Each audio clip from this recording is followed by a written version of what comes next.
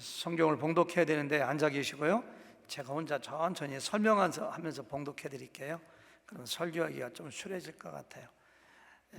제가 먼저 1절부터 3절까지 읽겠는데요.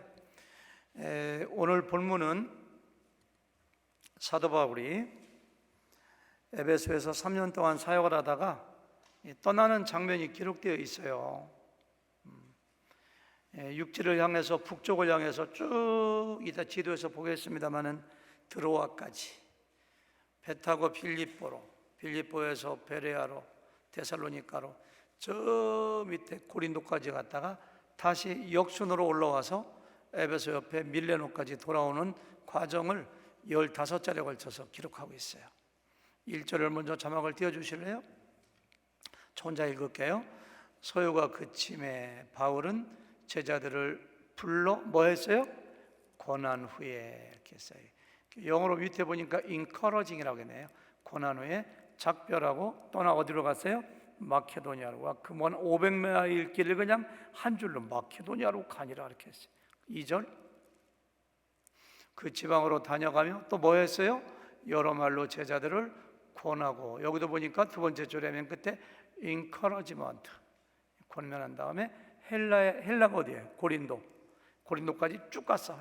1절, 2절, 2절에 걸쳐서 그냥 1000마일을 여행했어요. 3절 거기 석 달 동안 있다가, 거기 어디예요? 고린도. 배 타고 시리아로 가려고 할 때, 그때 유대인들이 자기를 해하려고 자객을 보내서 유대인들이 배 탈 때 그냥 팍 죽이려고 공모함으로 마게도니아를 거쳐 돌아오기로, 왔던 길로 다시 되돌아오기로 작정하니. 4절 아시아까지 함께 가는 자는 베레아 사람 브로의 아들 소바도와 데살로니가 사람 아리스타고와 세군도와 더베 사람 가이오와 및 디모데와 아시아 사람 투기고와 드로, 총 7명. 그 다음 5절 그들은 먼저 드로아에서 우리를 기다리더라. 우리를 기다리는 거 보니까 우리가 누군가, 성경을 기록하는 누가? 바울, 아까 7명이 안 들어갔던 실라 3명 정도, 그러니까 총 10명의 선교팀입니다. 7명이 먼저 가서 드로아에서 우리를 기다리는 거예요. 그 다음에 6절 혼자 읽을게요. 우리는 무교절 후에 빌립보에서 배로 떠나 닷새만에 드로아에 있는 그들에게 가서 이레를 머무니라. 옛날에 2차 전도여행 때 드로아에서 빌립보 갈 때는 이틀 만에 갔는데 닷새 동안 걸린 거 보니까 풍랑이 많이 불었던 것 같아요. 7절 그 주간의 첫날에 우리가 떡을 때려하여 모였더니 바울이 이튿날 떠나고자 하여 그들에게 강론할새 말을 밤중까지 계속하며, 한 6시나 7시에 모여서 한 12시까지 했는가 봐요. 제가 설교 길게 한다고 컴플레인 하지 마세요. 밤중까지 계속하며. 그 다음 8절 우리가 모인 윗다락에 많이 켜는 불을 많이 킨 거예요. 거기 보니까 불을 많이 켜져 있는데, 그 다음에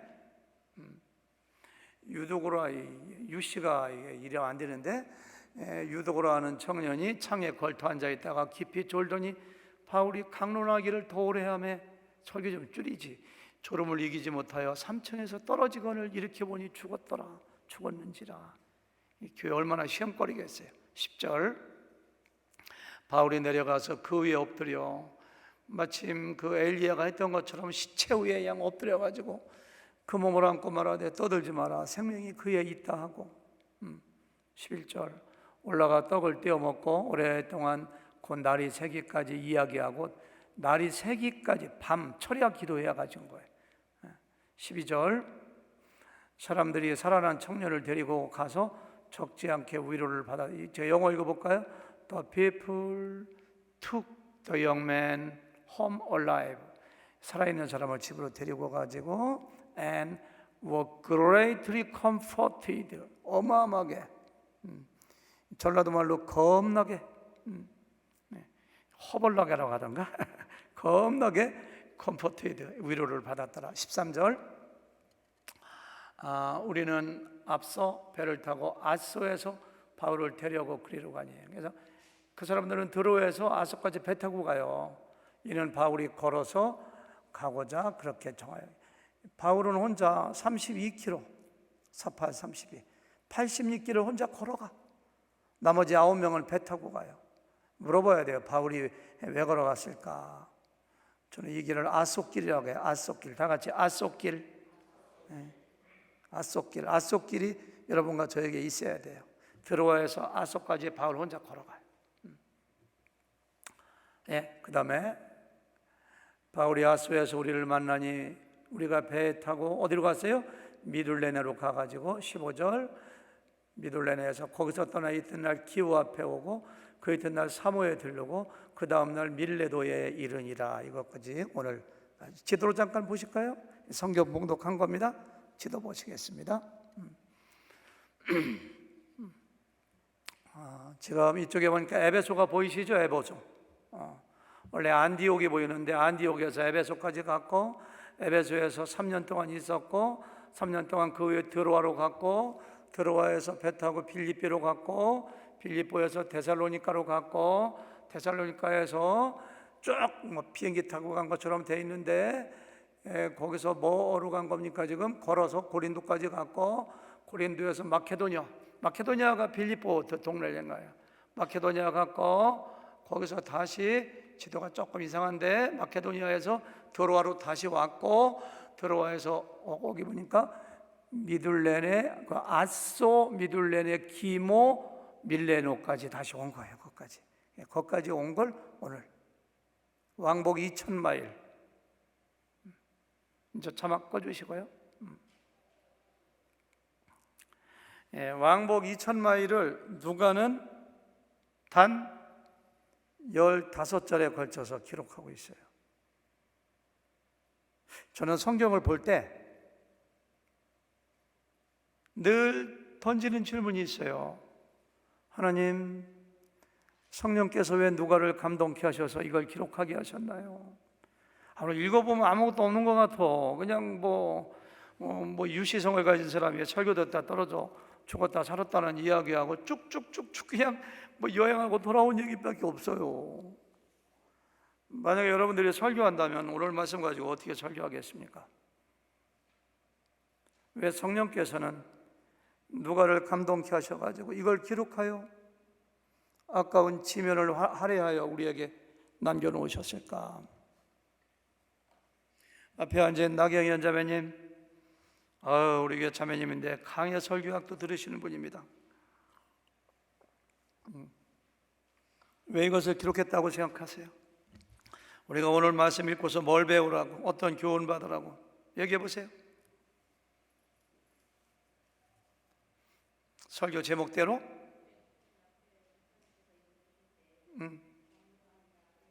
그렇죠. 오늘 마이크 안 갖다 주네. 맞아요. 그래서 하나님께서 오늘 말씀을 통해서 우리에게 격려하고 위로하는 것이 얼마나 필요한가. 하나님은 위로의 하나님입니다. 격려의 하나님입니다. 힘드신 분들 많이 있으시죠? 오늘 말씀을 통해서 하나님께서 나를 어떻게 위로하시고 격려하시는가. 사람을 보내서 격려하시기도 하고요, 환경이나 사건을 통해서 격려하시기도 하고요, 하나님 말씀을 통해서 격려하시기도 하고요, 아속기를 통해서 하나님과 1:1 교제를 통해서 격려하게 하시고요. 여러분들이 하나님께서 격려하시고 위로하시는 것을 발견하고 와, 너무너무 힘이 나네, 용기가 나네, 하나님이 나를 격려하셔 깨닫는 시간 됐으면 좋겠고요. 더 나가서 우리 주변에 격려와 위로가 필요한 사람들이 많이 있습니다. 여러분들이 격려자가 됐으면 좋겠어요. 제가 아까 1절을 여러분들 자세히 읽으니까 또 한 번 읽을 필요가 없는 것 같아요. 너무 저익하니까 형식적으로 이렇게 그냥 교독하는 것보다 아까 거기 뭐라고 했어요? 권한다는 말이 2번 나왔죠? 소요가 그침에 1절 띄워주세요. 소요가 그침에 바울은 제자들을 불러 권한 후에 이렇게 했어요. 2절에서도 여러 말로 제자들에게 권하고 헬라어로 권하고라고 했는데 아까 영어 성경에서 뭐라고 했습니까? encourage, 격려하는 거예요. encourage, 용기를 불어넣어주는 거예요. 킹제임스 버전에도 보니까 embrace, 격려하는 거예요. NAS에 보니까 exalt, 기쁘게 하는 거예요. 기쁘게 하는 거예요. 현대인 성경이라든가 세번역이라든가 공동번역 전부 다 격려했다고 해요. 격려했다고 해요. 헬라어 원어로 뭐로 되어 있나 보니까 파라칼레오, 다 같이 파라칼레오, 파라 옆에 있다, 같이 있다. 칼레오, 말하다. 파라칼레오, 옆에 곁에 있어가지고 위로해주고 격려해주는 말을 하는 게 파라칼레오예요. 헬라어로 성령이 파라클레토스, 여기서 나온 단어예요. 성령님은 위로의 하나님, 도우시는 분, 격려의 영. 그러니까 사도 바울은 대단하신 분입니다. 로마로 가기로 결심했거든요. 예루살렘을 통해서 로마에 가려고 결심한 사람입니다. 예루살렘 가면은 자기가 체포되어 감옥에 갈 거 알아요. 다음 주에 공부할 20장에 보니까 다 알아요. 로마에 가면 자기가 죽어 순교하는 거 알아요. 얼마나 힘들겠어요. 사람인데 자기도 정말 하나님의 말씀에 순종하여 자기가 감옥에 가고 체포되고 로마에 가고 순교하고 왜 두려움이 없어요? 근데 그 여행하는 동안에 그 하나님 뜻에 순종하리라. 내가 순교의 길을 가리라. 고난의 길, 체포의 길을 가리라. 그 길은 영광의 길이요 생명이다. 그렇게 결의를 다져요. 자기 일도 힘들어. 근데 사도 바울은 쭉 드로아까지 저쪽 빌립보, 데살로니가, 마케도냐 쭉 가면서 사람들을 뭐 하는 거예요? 격려하는 거예요. 격려하는 거예요. 사도 바울 참 위대하죠.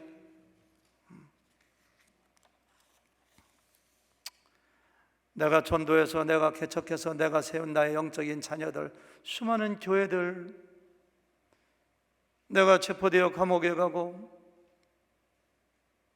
내가 로마에서 순교한다면 이들을 영적으로 누가 돌볼까? 마치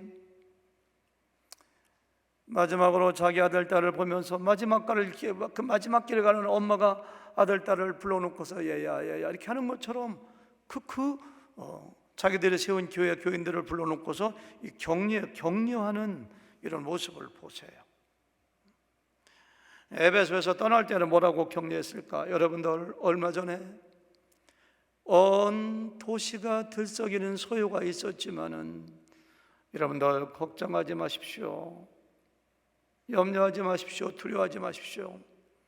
그 위기 가운데 나를 구해주신 하나님께서 여러분들을 지켜주실 것입니다. 이단을 조심하셔야 됩니다. 우리는 구원받은 천국 백성입니다. 천국 가는 그날까지 기도하고 말씀에 의지하여 살으십시오. 여러분들 사랑합니다. 아마 그렇게 막 격려했을 것 같아요. 빌립보에 가서 그 반가운 루디아 여자 집사를 만났을 것입니다. 루디아 집사님, 우리가 지난번에 2차 전도행 때 여기 왔을 때 강가에서 만날 때가 엊그제 같은데 벌써 5년이 지났네요. 루디아 집사 집에 그때 제가 있으면서 얼마나 위로받았는지, 루디아 집사 지금도 그 이후에도 손집을 보내주시고 교회도 부흥되고 하면서 그냥 반갑게들 격려하고, 우리가 예수님 믿고 이 세상 살아가려면 핍박도 받아야 됩니다. 근데 견디셔야 됩니다. 자기가 예루살렘 가고 로마에 가는 거 암시했을 것지도 몰라요. 다시 못 볼지 모릅니다. 그러나 기도하겠습니다. 저를 위해서 기도해 주십시오. 사업은 좀 어떠신가요? 하면서 격려하면서, 데살로니가 베레아 가면서 야손의 집에 있었거든요. 야손 집사, 그때 내가 이 집에 있으면서 복음 전할 때 밤에 그냥 폭도들이 쳐들어왔는데 하면서 그들을 만나서 말씀으로 기도로 격려하는 여행을 가진 것을 볼 수가 있어요. 격려하는 거하고 단순히 칭찬하는 거하고는 달라요. 칭찬은 단순히 칭찬으로 끝나서 상대방을 기분 좋게 하지만, 격려는 때로는 칭찬도 하고 칭찬을 통한 격려, 말씀을 통한 격려, 권면을 통한 격려, 물질의 서포트를 통한 격려. 이렇게 방법이 많아. 격려의 목적은 뭐냐? 칭찬은 단순히 그냥 팩트를 얘기하고 기쁘게 하는 거지만, 격려는 뭐냐면은 다 커러지, 용기를 넣어주는 거거든요. 주님을 열심히 섬기라고, 좌절하지 말라고, 일어서라고 하는 것이 최종 목적이에요. 격려는 하나님의 성품입니다. 여러분들, 어쩌면 여러분들이 힘들고 어려울 때 하나님께서는 특별한 사람을 여러분들에게 보내서 여러분들을 위로하시고 격려하셨고, 지금도 그렇게 하고 계세요. 근데 그 뒤에 있는 하나님의 손길을 잘 몰라.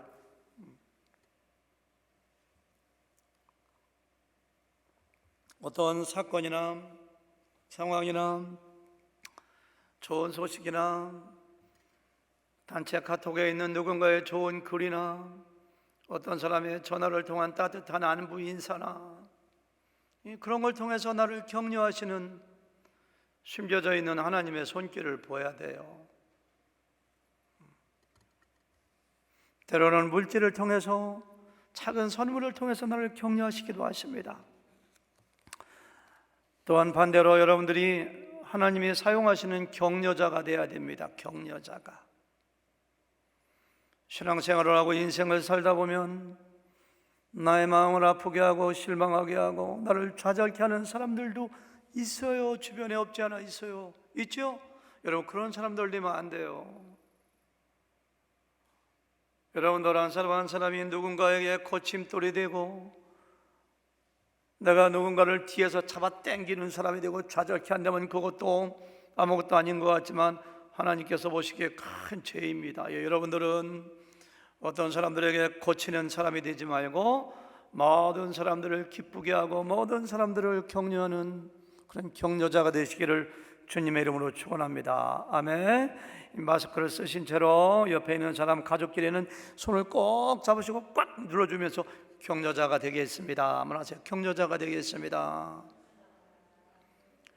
부부지간도 못담시야 그렇게 허투루 해. 부부지간에 이왕 살려면 그냥 정죄하고 비난하고 앙앙거리고 가지 말고 이왕이면은 좀 남편도 칭찬하고 아내도 칭찬하고, 그러면 서로가 격려자가 돼야지. 험하고 어려운 세상 살면서 이 충청도 말로 못담시야 그렇게 부부지간에 하트를 줍니까? 그래요, 안 그래요?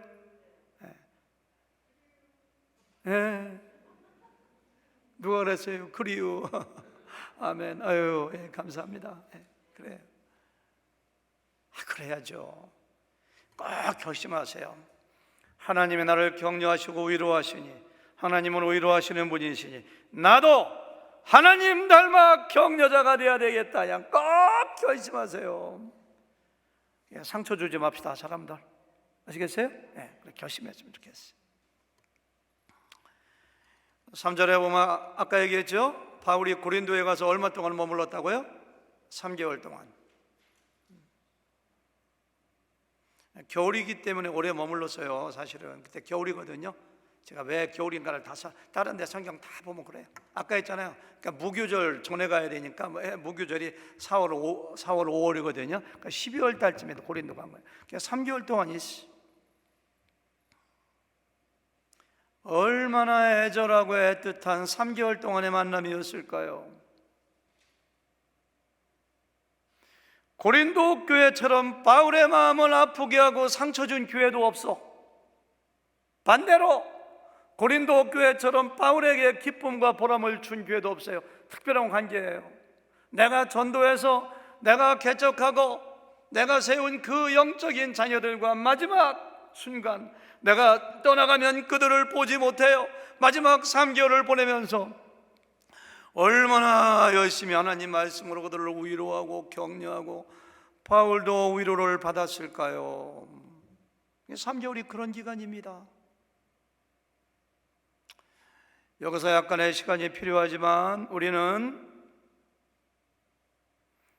바울과 고린도 교회의 관계를 조금 좀 이렇게 살펴보는 게 좋을 것 같아요.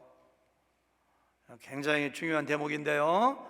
여러분들 아마 이런 대목을 처음 아는 사람들 굉장히 많을 거예요. 아마 우리 오늘 대표기도 하시는 박혜룡 집사님도 성경 교사이고 성경에 더 해박하지만 어쩌면 처음 듣는 얘기 있을지 모릅니다. 그러니까 그냥 정신 바짝 차리고 이 대목 잘 들어보세요. 여쭤볼까요? 고린도 교회는 사도 바울이 언제 개척했는가요? 몇 차 전도여행 때? 2차 전도여행 때. 누구와 함께? 18장에 보니까 브리스길라 아굴라와 함께 1년 6개월 동안 머무르면서 많은 핍박이 있었지만 고린도 사람들을 전도해서 개척한 교회가 고린도 교회입니다. 1년 6개월 동안 있었으니 교회가 얼마나 건강하고 바르게 성장했겠어요. 부흥했죠. 성장했죠. 고린도의 부흥이잖아요. 그리고 2차 전도여행 때 고린도에서 에베소까지 왔다가 에베소 잠깐 들렀다가 돌아왔다가 사도 바울은 다시 어디 가서? 에베소 가서 3년을 있는 거예요. 그러니까 약 4년 5년 지났어요. 그러니까 4년 가까이. 우리 에베소에 가서 한 3년 동안 있는 동안에 저 바다 건너 고린도에서 들려오는 소식이 좋은 소식은 별로 안 들려와요. 파당이 있다, 음행이 있다, 우상에게 바쳤던 재물을 먹느냐 안 먹느냐 가지고 그냥 싸우고 있다, 성도 간에 막 소송이 있다, 은사 문제 가지고 이렇게 그냥 방언을 덕을 끼치면서 해야 되는데 그렇게 예배를 방해하면서까지 그냥 그런 문제가 너무너무 많은 은사 문제. 그러니까 사도 바울이 무거운 마음으로 에베소에서 쓴 편지가 바로 무슨 편지예요? 고린도 전서. 그러니까 고린도 전서에 보니까요, 너희가 파당을 짓지 말라, 우리는 동역자라, 그리고 은사 문제 왜 이렇게 너희들이 음행이 많으냐, 이 자기 그냥 아버지의 부인 계모겠죠하고 그냥 관계 가진 사람들이 있다는데 가만히 안 두겠다면 그냥 그런 글이 전부 다 바로 뭐예요? 고린도 전서예요. 이해되시죠? 그러면은 고린도 교회 성도들이 고린도 전서를 받아보고 나서 회개하고 돌아왔는가? 유감스럽게도 그렇지 않아요. 거짓 선지자, 이방 선지자들의 유혹을 받아가지고 오히려 마음이 더 강팍해지고 사도 바울을 막 비난하고 그냥 야단했어요. 설교도 못하는 것이 사도도 아닌 것이니까. 바울이 에베소 있는 동안에 마음이 얼마나 아프겠어요. 그러면요, 그러니까 잘 기억하세요. 사도행전에는 안 나와 있지만은 여러 가지 정황으로 볼 때 사도 바울이 에베소에 있는 동안에 배를 타고 쫙 갔다가 고린도를 갔다 와요. 거기를 그 이유를 다 설명하면 힘들어. 이따가 알 수 있을 거예요. 고린도에 가서 뭐라고 했겠어요? 너희들 내가 이렇게 가르쳤어. 바울파 개바파 무슨 파가 그렇게 많아. 너희들 싸우지 마. 그냥 막 책망하고 야단하고. 그러니까 거기서 알겠습니다, 잘못했으면 이렇게 들었으면 다행인데 뭐라고요? 바울? 서로 언쟁이 오갔던 것 같아요.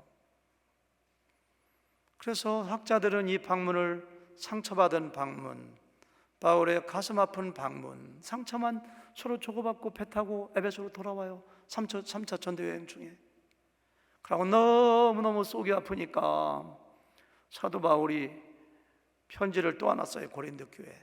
이 편지가 바로 눈물로 쓴 편지예요. 이 편지는 지금 안 남아 있어요. 성경에 안 나와 있어요. 눈물로 쓴 편지니까 얼마나 준엄하게 책망하는 설교를 그런 거 쓴 거예요. 그걸. 눈물의 편지, 준엄한 편지. 이런 내용이 어디 나와 있느냐면은 대표적으로 고린도 후서 2장 1절 읽어볼까요? 고린도 후서 2장 1절. 내가 다시는 너에게 근심 중에 나아가지 아니하기로 스스로. 지난번에 갈 때는 내가 너무 마음도 불편하고 화도 내고 너희도 그랬는데 내가 다시 이제 세 번째 방문할 때는 그렇게 안 나갈 거야. 그런 다음에 4절 뛰어넘어 4절 시작. 내가 마음에 큰 눌림과 걱정이 있어 많은 눈물로 너에게. 눈물로 쓴 편지예요. 지난번에 보낸 거 디도가 가지고 간 거거든요. 디도가 배 타고 갔어요. 저는 이는 너희로 근심하게, 너희로 내가 그냥 근심하려고 한 것이 아니요 오직 내가 너희를 향하여 넘치는 사랑이 있음을 너희로 알게 하려고 내가 눈물로 너희들 책망하고 회개하라고 지난번에 디도를 써서 편지를 보낸 거야. 이렇게 한 거예요.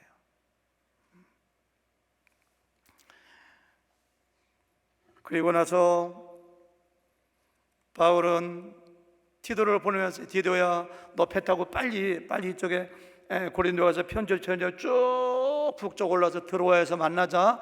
그래서 디도가 간 다음에 얼마 있다가 사도 바울이 드로아를 향해서 육지로 이렇게 간 거예요. 그래서 드로아에서 누구를 만나기로 돼 있어요? 디도를 만나기로 돼 있어요. 여러분이 만약에 바울이라면은 드로아에 가는 심정이 어떻겠습니까? 다른 건 생각도 안 나. 디도를 만나가지고 디도야 고린도 교회 사람들이 회개했니? 지난번에 왔을 때 나를 향하여 그렇게 원망하고 나한테 삿대질하고 대들렀었는데 그 사람들이 나에 대해서 어떻게 생각하고 있니? 그 소식을 가져올 디도를 생각하면서 드로아로 갔는데 웬걸 디도가 오지 않아. 약속한 날짜가 10일 지나 20일 지나 얼마가 지나는지 모르는 디도가 오지 않으니까 별 생각이 다 들어요.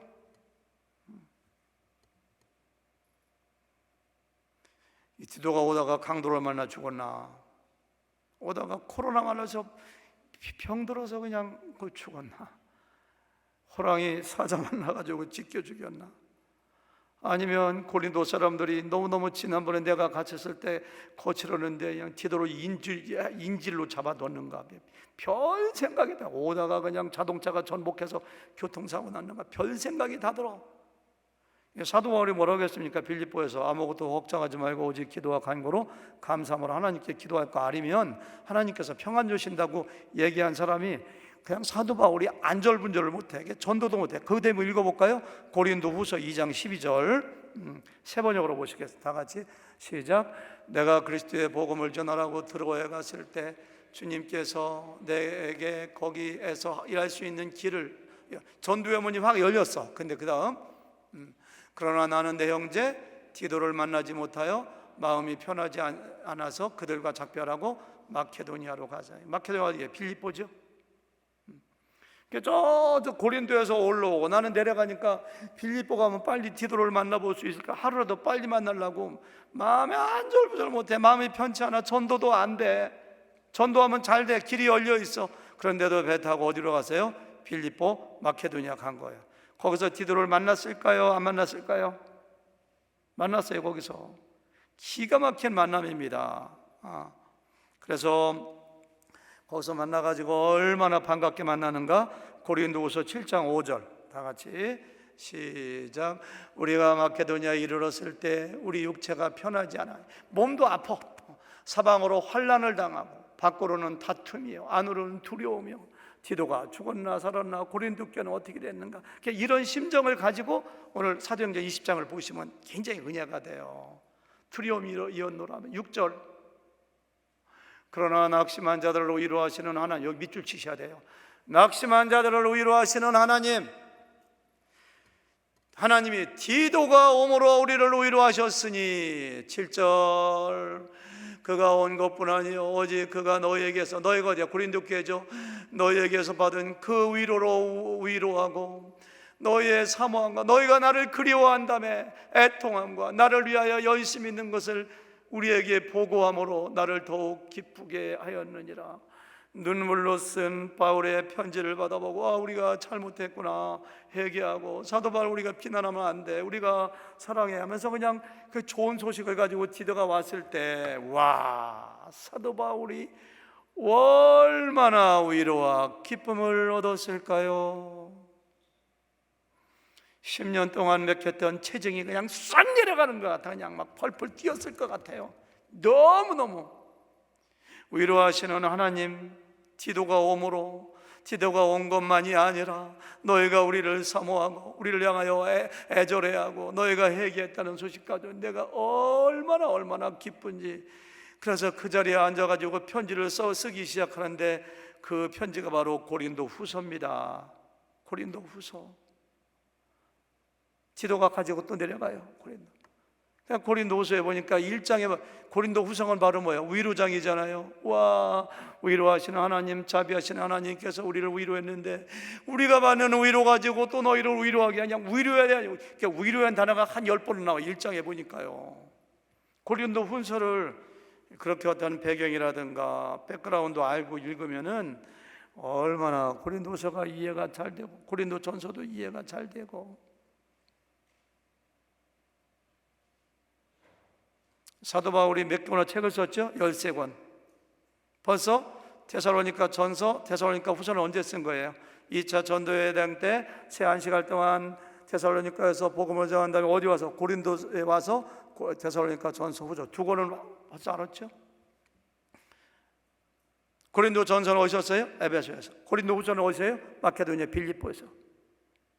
이렇게 쓴 거 알 수가 있잖아요.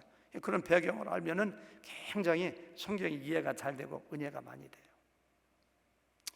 물론 고린도 교회 문제가 다 해결된 것은 아닙니다.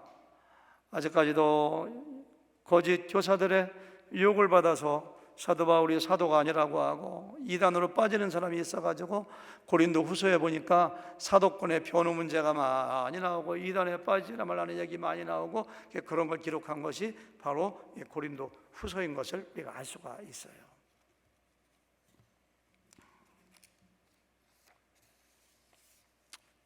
하나님은 위로의 하나님이세요.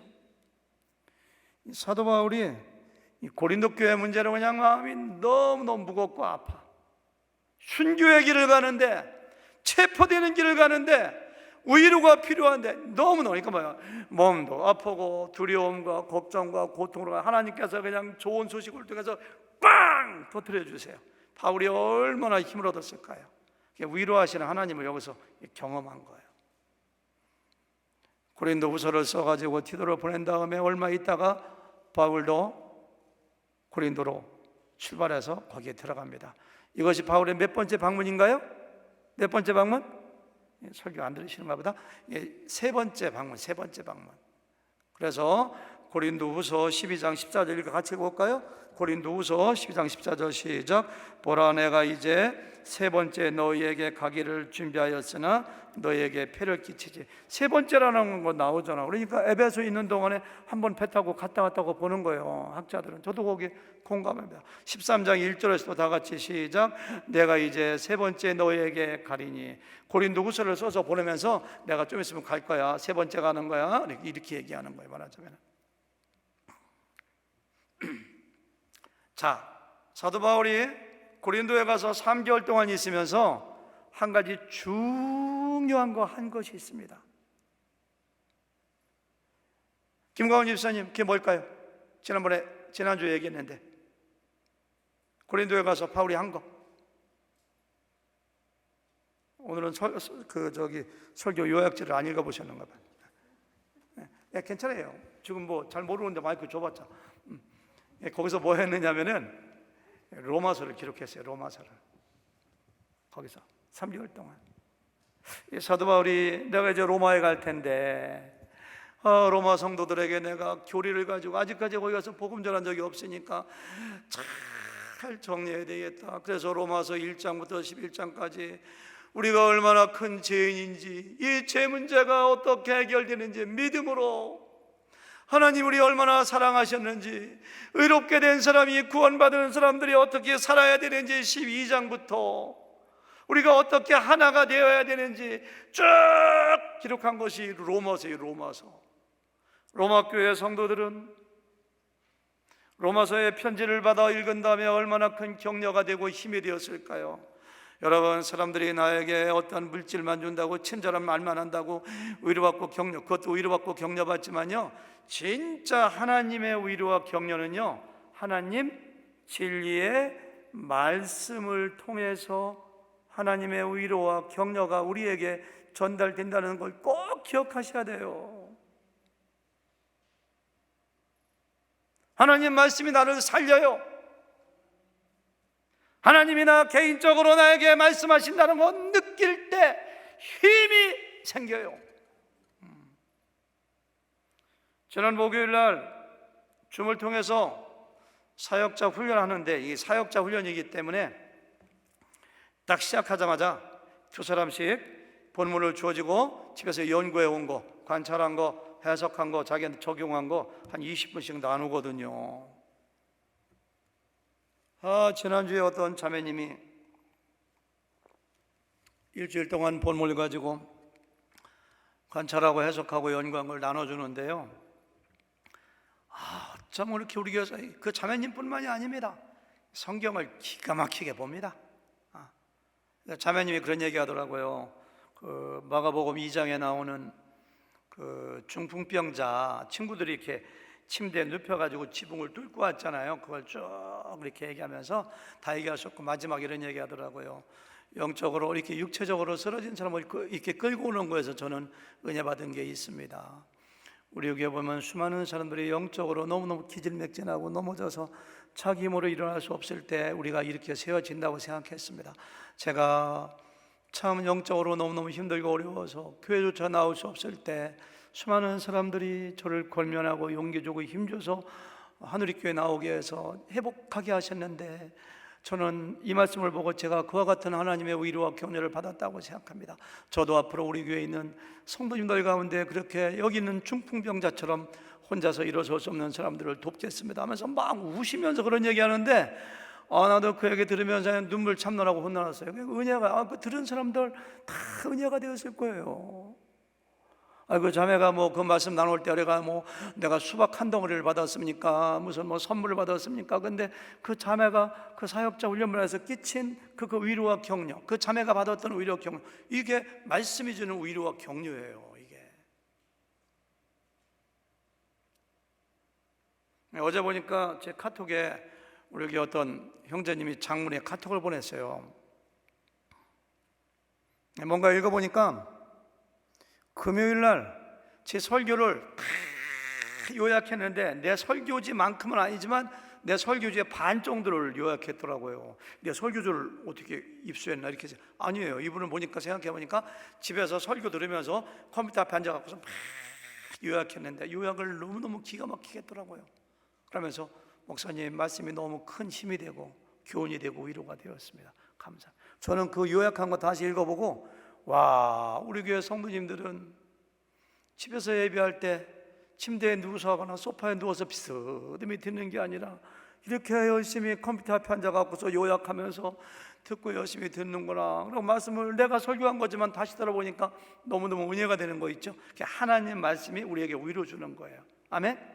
사도 바울은 고린도에 가서 로마서를 기록해서 보내면서 진리의 말씀으로 로마에 있는 성도들을 위로하고 격려한 겁니다.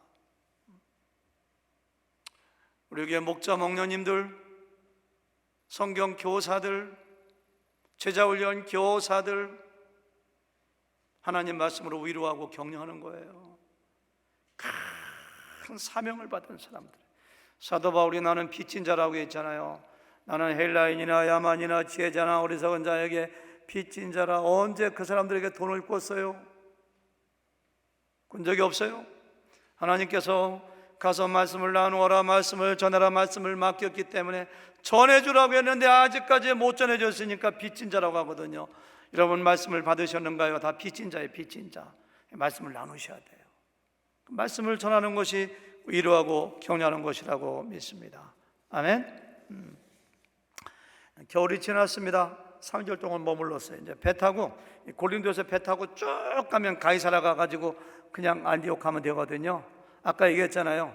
첩보가 하나 입수됐어요.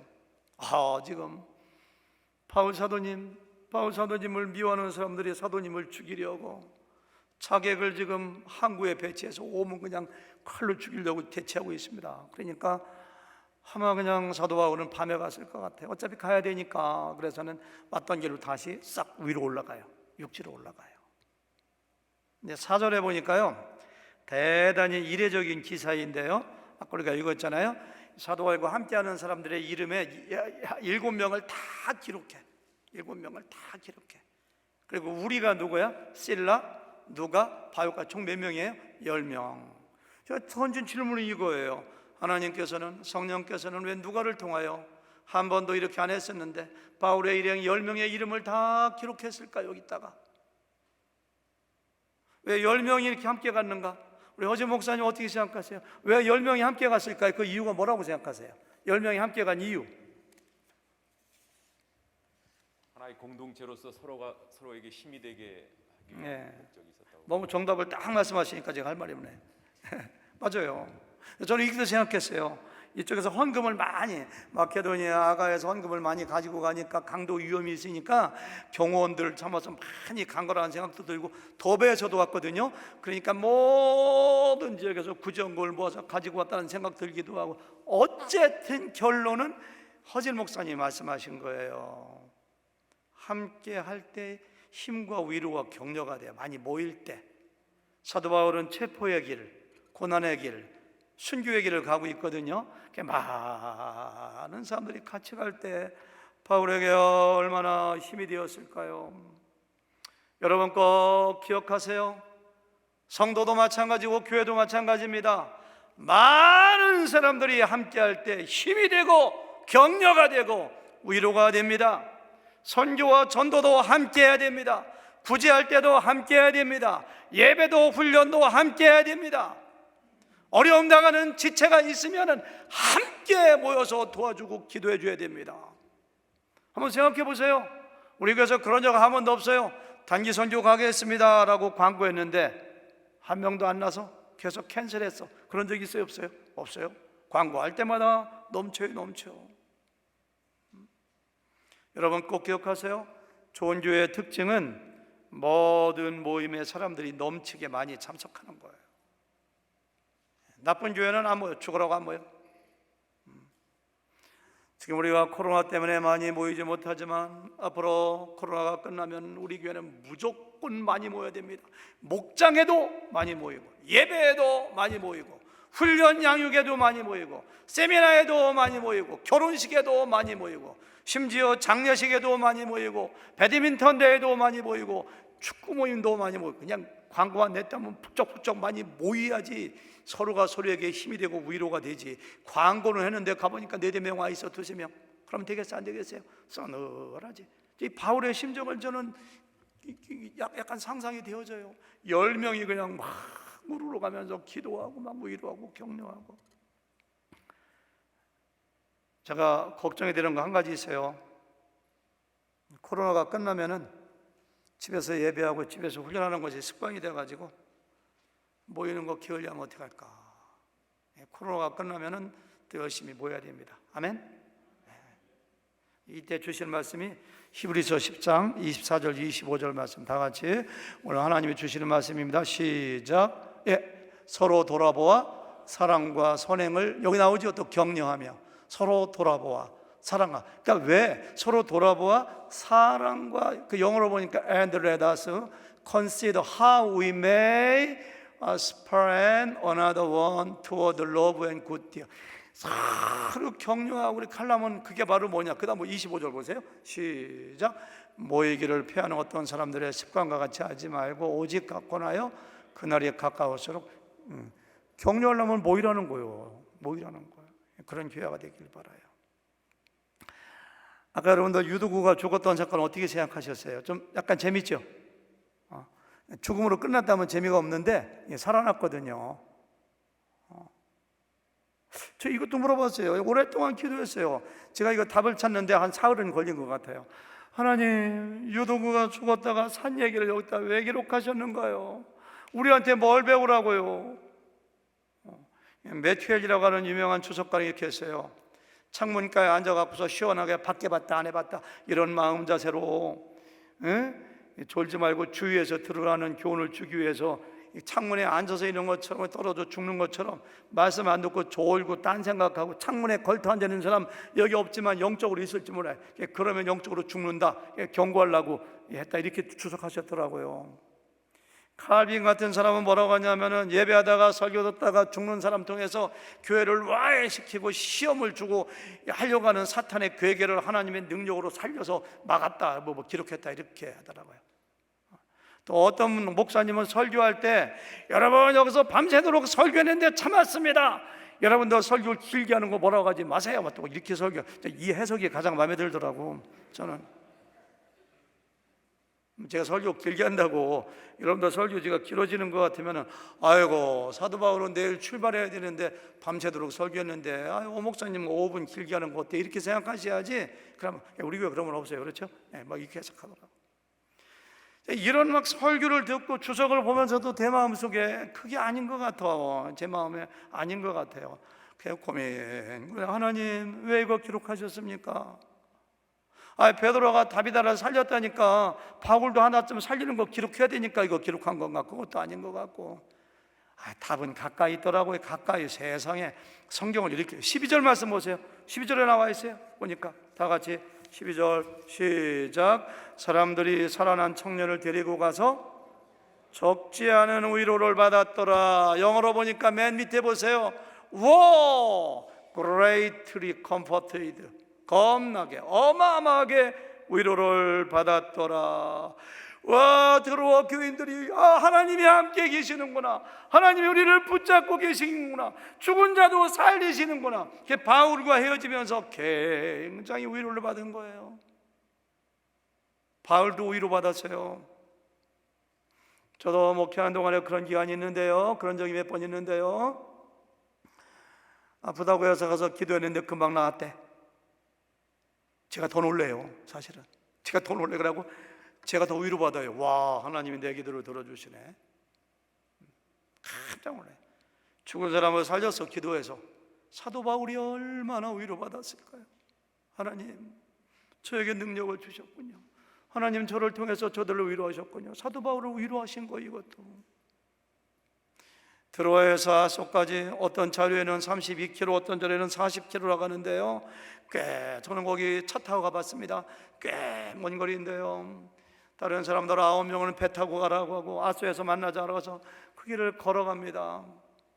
바울이 그 길을 왜 걸어갔을까요? 바울은 하나님과 교제하길 원했어요. 하나님, 제가 순교의 길을 갑니다. 체포당하는 길을 갑니다. 저를 지켜주세요. 제가 어떤 마음 자세를 가져야 될까요?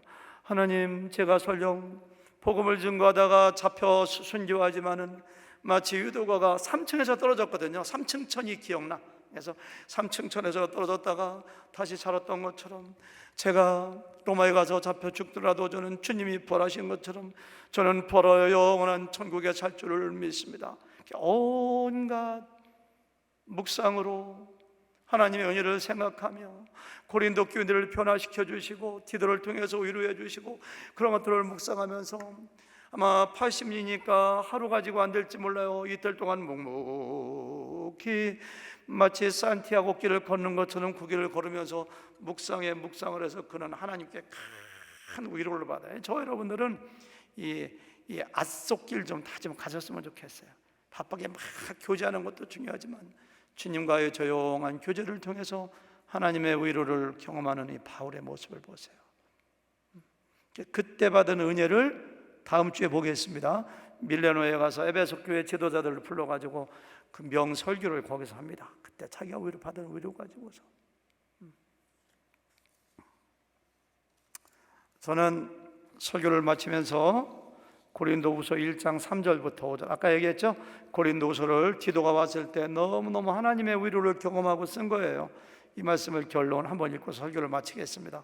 고린도후서 1장 3절, 이런 하나님이 여러분과 저의 하나님입니다. 위로의 하나님. 같이 보실까요? 1절 3절 시작. 찬송하리로다. 그는 우리 주 예수 그리스도의 하나님이요 자비의 아버지시요 모든 위로의 하나님이시며 디도를 통해서 위로하신 걸 경험한 거예요. 4절 시작. 우리의 모든 환난 중에서 우리를 위로하사 우리로 하여금 하나님께 받은 위로로서 모든 환난 중에 있는 자들을 능히 위로하게 하시는 이시로다. 아멘. 제 아내는 제 아들을 낳고 사경을 헤매면서 병원에 2달 정도 있었어요.